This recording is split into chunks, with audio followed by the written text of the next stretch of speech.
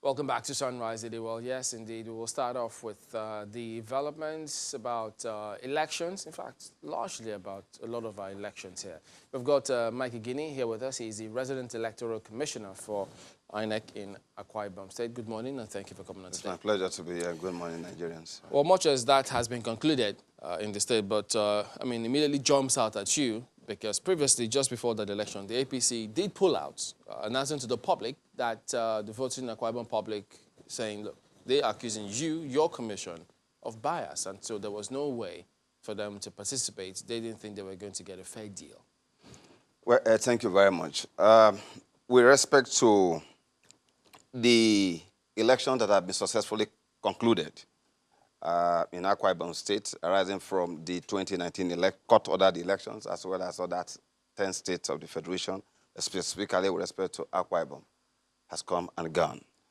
The issue of about 24 hours or less than 24 hours to the polling out talked about, or the previous reported news that a candidate sought to withdraw or be substituted, those are questions of law because the period for substitution or withdrawal under Section 35 of the Electoral Act ended on November 2018. And so all the candidates, 19 of them, the different political parties, were the ones that should stand for that election. So the question of withdrawal, substitution does not arrive. Now, with respect to the issue about bias, which you spoke about, as Nigerians, we all know very well that when a political party or candidate, they win election, they will sing praises of the commission to high heaven.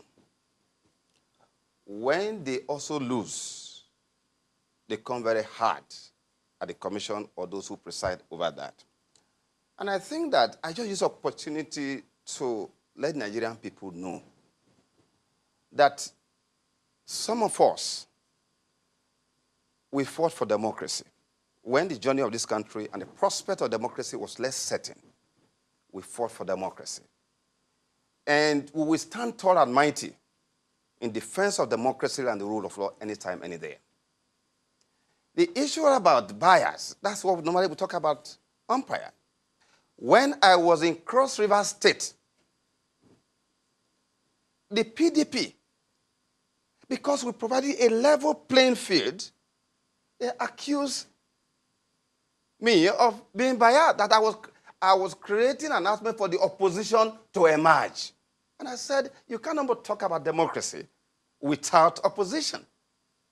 That modern democracy is inconceivable without that opposition.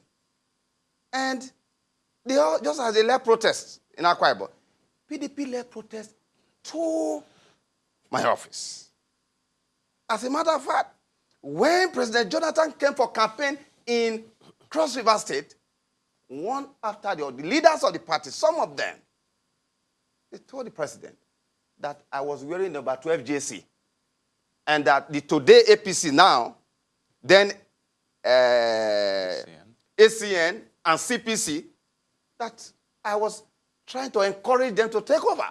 So you think the accusations from the APC and PDP vindicates you? Look, yes, of course, because at the end of the day, in the election, they won the election. But the point being made here is that that is not correct. And one of the things they try to do is to try and play on leaders. But the beauty is that leaders are aware of what they do.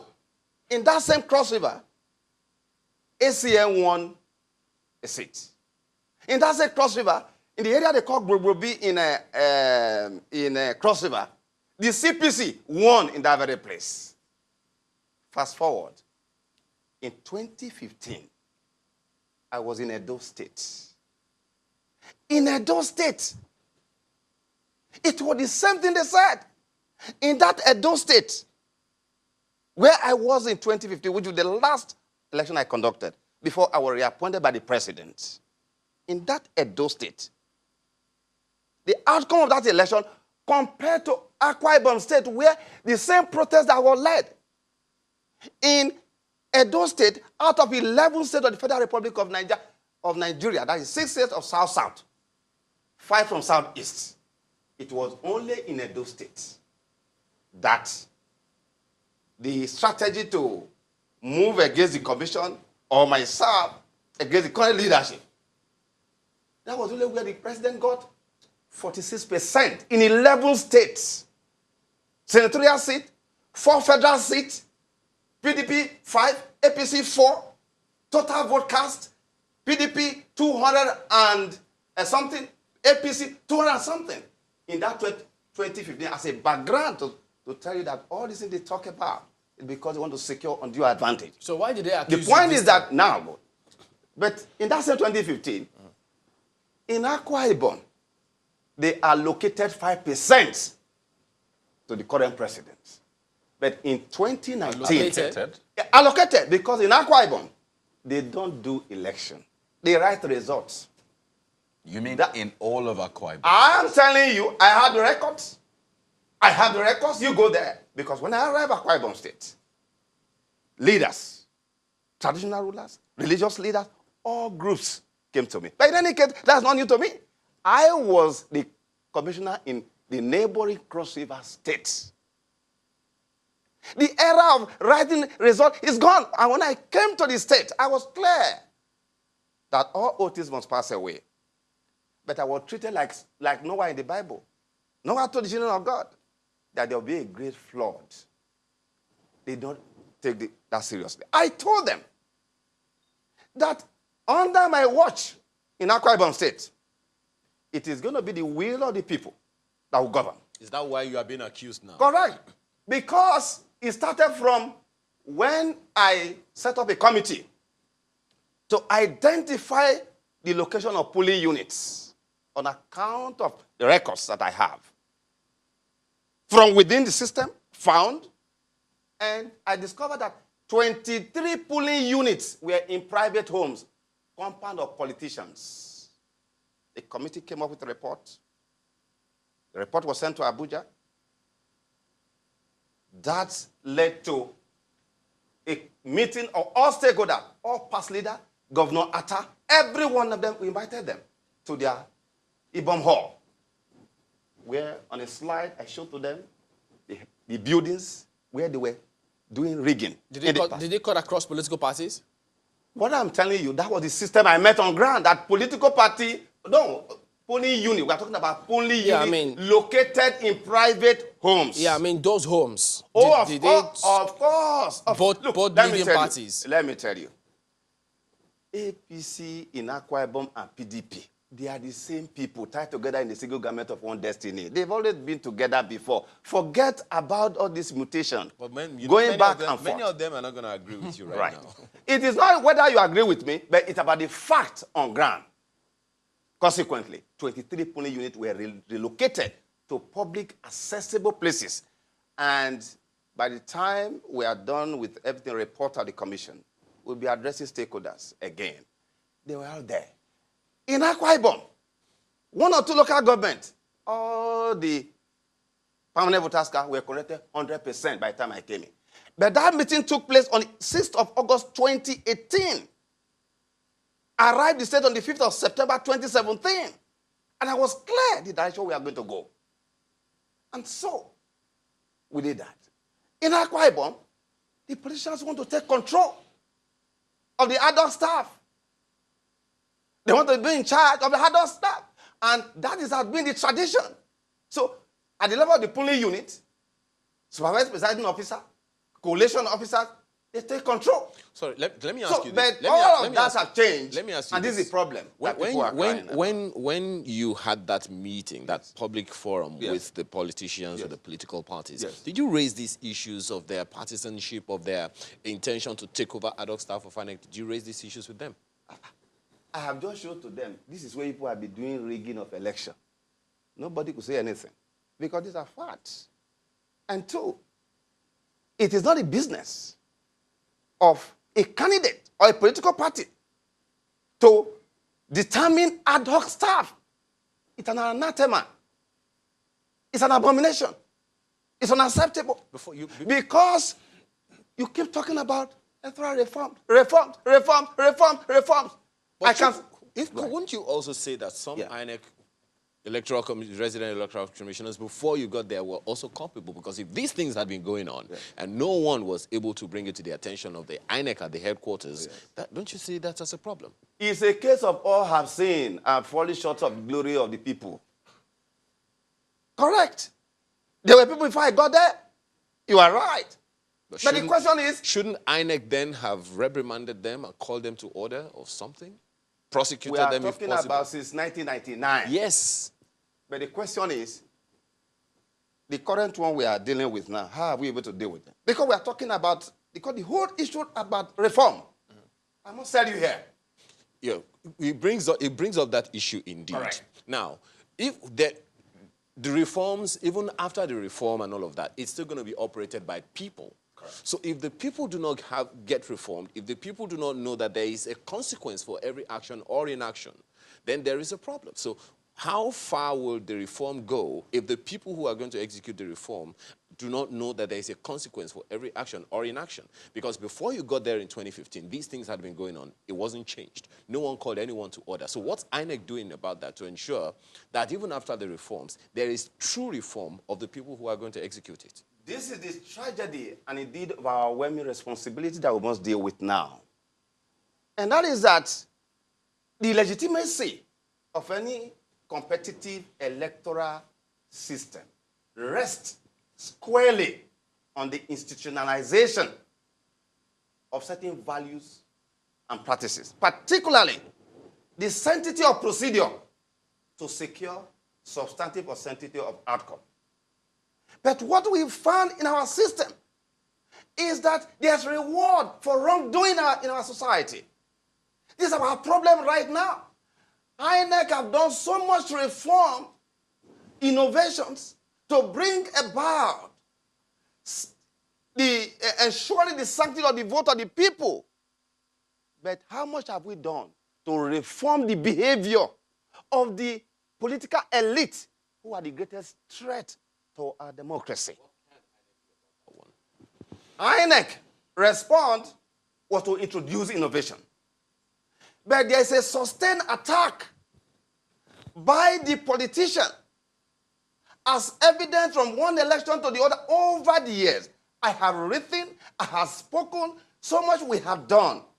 At the moment, politicians, we have a lot of electoral illiterates in our society who don't even know how far we have gone. You know, by nature, the law is always behind.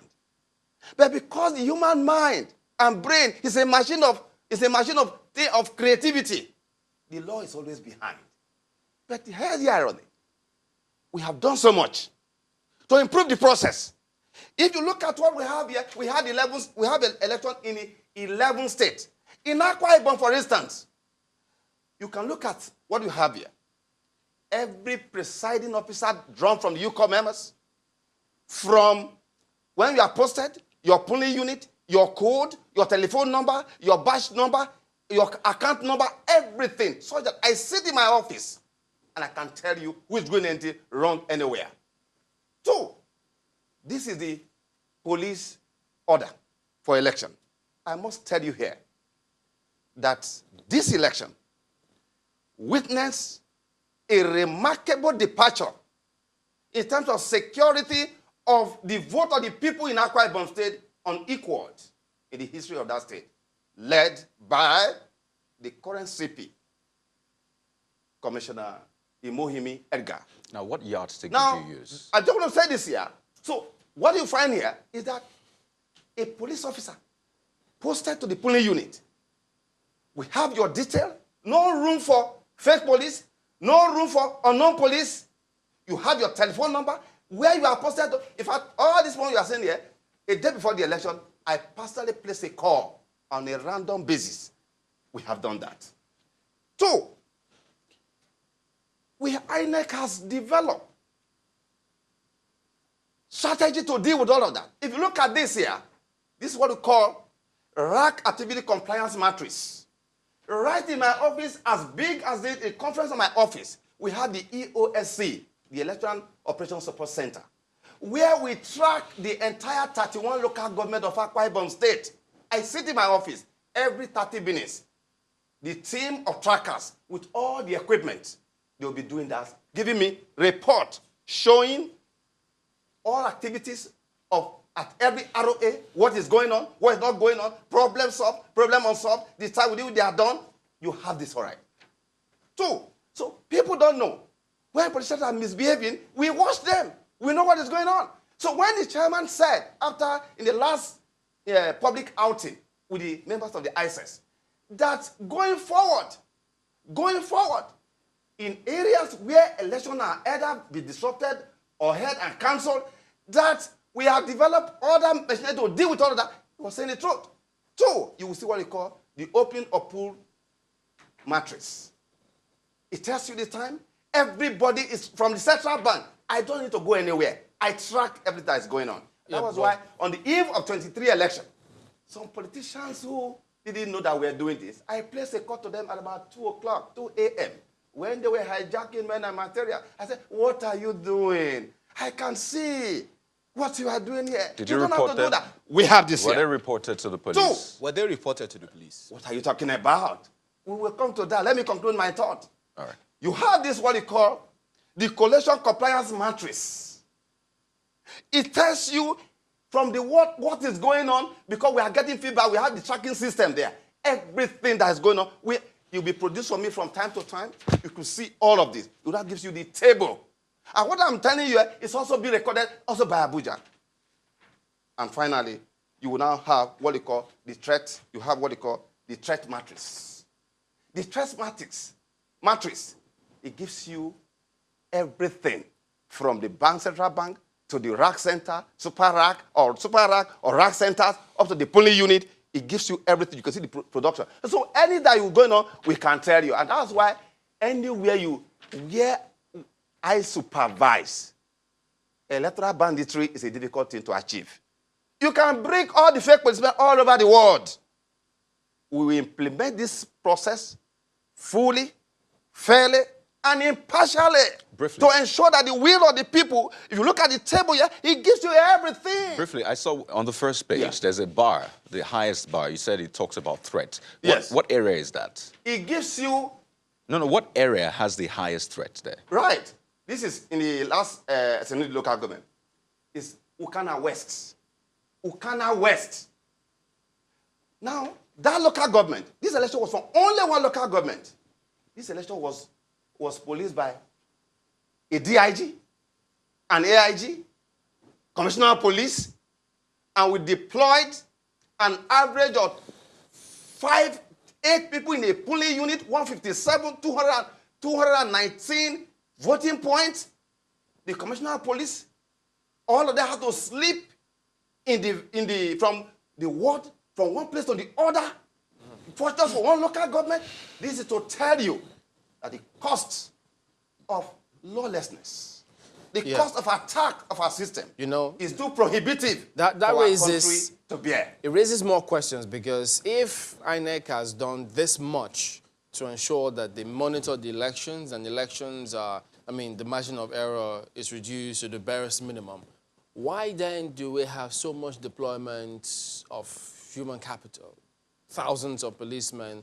They'll tell you sometimes when you have one state conducting elections, 5,000 policemen, 6,000. Why do we have so much? It's because, as we speak today, look at our history. No politician will be sent to jail. And most of the politicians you are seeing in public office, they should be in jail. They are the owners of thugs. They hire thugs to attack the system. There's no day you've heard in any history of Nigeria that the umpire recruited, trained, and deployed thugs. Never. But then that also raises another question, Mr. Igini. Politicians are the greatest threat to our democracy. So how are we supposed to address that? Because over the years, you mentioned it yourself, since 1999, we've been having electoral violence and all of that, and no one has been able to bring anyone to justice as a result. Is that the way we're going to continue? What can we do? What can INEC do? It all have to, no. You see, the problem you run to INEC. INEC is just a mere administrative body. INEC is the organizer of the election. But I can tell you the area we are going to deal with. with respect to, in every institutions, you have people who want to do the wrong thing, who don't want to do the right thing, deviant. We deal with them in our system. How? In Akwa Ibom, for instance. How? In Akwa Ibom, for instance, when I was the Cross River State, some people were dismissed. I will proceed against you. You'll be dismissed. They were dismissed in Akwa Ibom before the election. INEC officials. Yeah, of course. Administrative secretary was removed. Some senior electoral officers whose actions were clearly will compromise the process, they were allowed to proceed on leave. When you say one moment. When they were they were found to have compromised, yes. Did you find out from them which persons or politicians or parties? We know them. For example, if we know them, we know them. As a matter of fact, you just wait. No less than 2 professors from the University of U will be prosecuted. The file is ready. And some staff of the commission in Akwa Ibom State will send their file to Abuja. Before the 2019 election, I constituted what they call the State Disciplinary, Regional State Disciplinary Committee to warn everybody that our duty is the process. The process should be more important. If the process is right, the outcome will most likely be accepted by the people. This is what we've been trying to do. But there's a sustained attack. I mean, look at what's happening to the issue about car reader. Today in the country, 774 local governments, they are not under democracy. Today, all the state of the federation, except Sokoto, yes, I'm told, everybody runs away from a car reader. They don't want to get close to a car reader with a 100-meter pole. Because the car reader had 2 fundamental functions: to authenticate, to verify, and to authenticate the biometric of a voter, to deal with the historical problem of mudslide, landslide. But look at how it's been attacked, despite the provision of Section 160 of the Constitution of the Fatherland, as well as Section Paragraph 15 of the amended 2014-15 Act that said that voting procedure to be adopted for voting should be determined by the Independent National Electoral Commission. They are rejecting that. So when people talk about electronic voting, when people are rejecting ordinary car reader, and regrettably, my colleagues in the bench, they have not been helpful at all. Because the car reader was meant to address a mischief. And what was the mischief? You find a situation where in a polling unit where you have just 100 people, after election, you record 150 people voting. How did that happen? We brought the car reader to bring sanity to that process. And the car reader became one of the innovative development of the commission. You're saying it hasn't... tremendous energy of hope, so of ingenuity. Are you saying it hasn't been effective? Process. Are you saying the card readers have not been effective? And so... No. Are you saying the card readers have not been effective? The card reader been effective. That's what I'm telling you. But you said that he's been circumvented and all that. That's what you're saying now. No, I'm not saying that. I am saying that if you look at the judgment of the court says, oh, the Kaiser is a beautiful device, and so on and so forth. But in any case, they still have to put it into the Electoral Act. The Constitution is superior to any other law. Go to Section 160 of the Constitution. It says that INEC, out of the 153 executive body under Section 193, in the performance of its duty, excluded, gave an exception to determine the procedure to be used for election. That is what we have done to bring sanity to the process, to ensure that in every election, it must be will of the people. Must be recorded, counted, and recorded honestly. INEC has some concerns, but we've got a few more minutes. So maybe when we return, you give us your thoughts and recommendations in terms of what we need to do to improve our electoral process moving forward. Stay with us.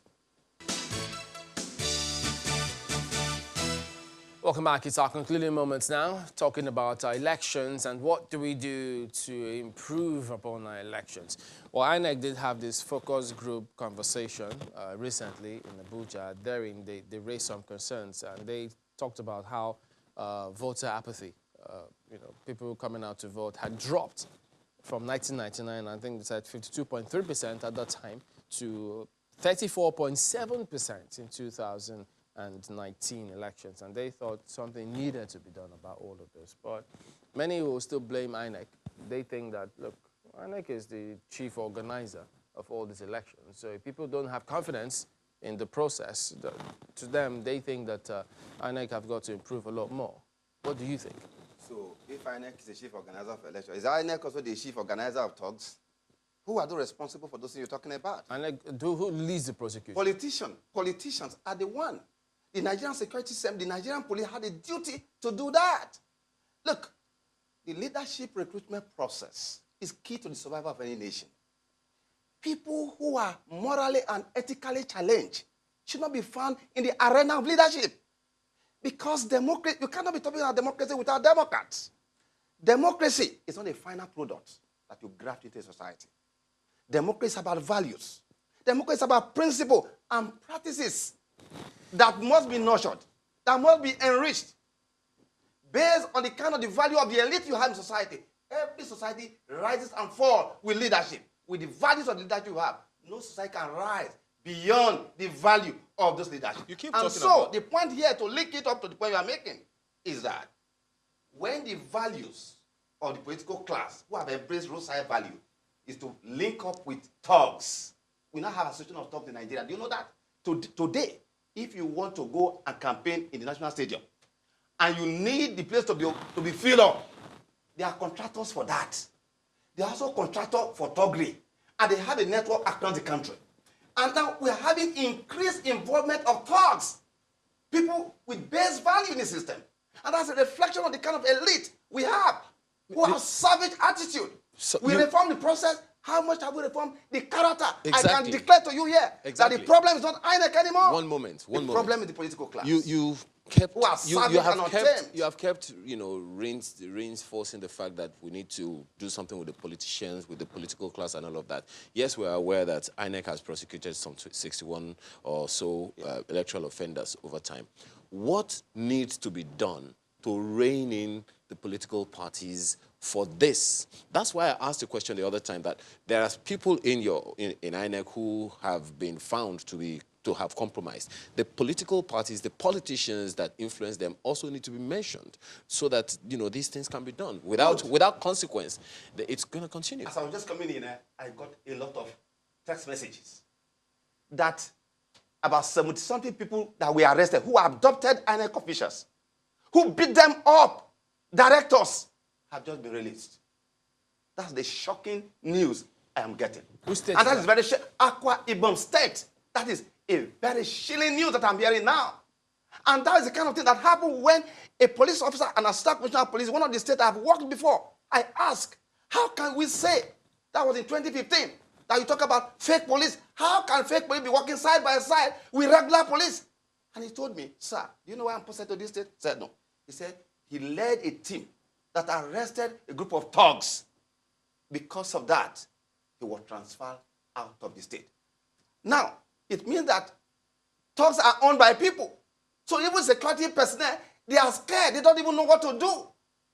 How do you know? From what I'm hearing now, in fact, someone in the corporate that sent a message to me, they are asking that you be posted out of Akwa Ibom. That if the people that kidnapped them, beat them up, they have not been released in the same community, that they will not be able to serve. You didn't tell us if you reported those politicians you said you saw snatching ballot boxes. Yes. Did you report them to the police, and what has been done? You said you were going to tell us. Look, the abduction of our post official, not only they abducted policemen. No, the particular ones you said you saw yes.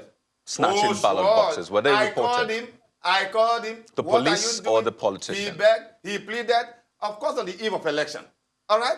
Were reported. What are you talking about? So did you report the audio clip, the audio that was recorded of how my vehicle was to be attacked. What has happened? Ibesiko Asutan, Eastern Obolo, Umpareni, they were all bombed on the eve of election. What do we do? One more thing, Mike, before we go. Do you think INEC has justified all these donor funds given to them over time? Because if donor agencies see that, look, if voter apathy is dwindling, reducing, why should we keep giving money to INEC to improve the elections? We have all agreed here, you have not denied the statement I made here, that INEC is not responsible. Who prosecutes this, for instance?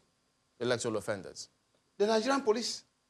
Who points them out? INEC are the ones to point The one out they arrested themselves. this is an electoral the one they offense. arrested themselves. Have they persecuted them? Look, let me tell you. The use of violence, the use of thugs is the lowest political discredit a political community will get itself in. Because when that happens, it restricts the liberty of others, members of the public. And so we must be, because from what I'm saying now, my recommendation that this year there needs to be a national conversation about what constitutes a free, fair, and credible election. The thing that must not happen in 2023. Otherwise, 2023 will be a mother of all war, political wars. Because trenches are already being dug. It will be a question of the depth of trenches when we get to that time. Well, the political class remain the greatest threat to our democracy. Those who really fight for democracy, who are enjoying democracy today that we fought for, that Nigerians fought for, at a price, are the ones doing everything terrible. Food for thought. Finally, on this point, is that the mission of INEC is to conduct elections that the vote are determined finally and conclusively at the last point of collision, not in the court of law, because we must be careful of what the Supreme Court Justice in UK, who just resigned, or who just retired, of the expanding role of the law courts in matters that ordinary electorate should decide. All right, this is the direction we must go. We'll end at that point. Mike Igini, Resident Electoral Commissioner for Akwa, say thank you for your time this morning and all the best. We're back in a moment. Stay with us.